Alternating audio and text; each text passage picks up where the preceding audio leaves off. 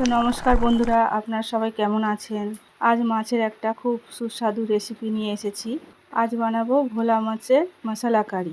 আপনারা যদি ভিডিওটা ইউটিউব থেকে দেখে থাকেন তাহলে চ্যানেলটাকে সাবস্ক্রাইব করে দেবেন, আর যদি ভিডিওটা ফেসবুক থেকে দেখে থাকেন তাহলে পেজটাকে ফলো করবেন আর ভিডিওটা একটা লাইক করে দেবেন। তো কড়া গরম হয়ে গেছে, আমি তেলটা দিয়ে দেবো।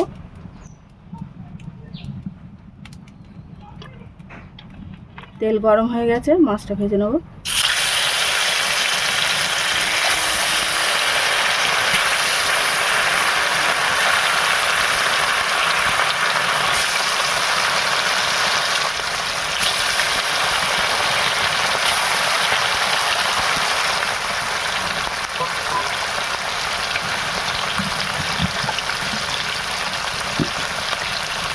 মাছটা ভালো করে লাল লাল করে ভেজে নেব।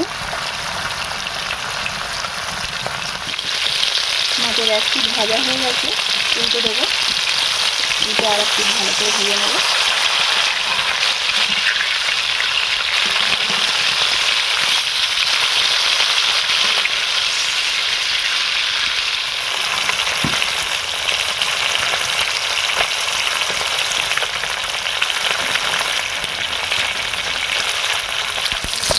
এখানে মাছটা ভাজা হয়ে গেছে, আমি এবার এই মাছটা তুলে নেব।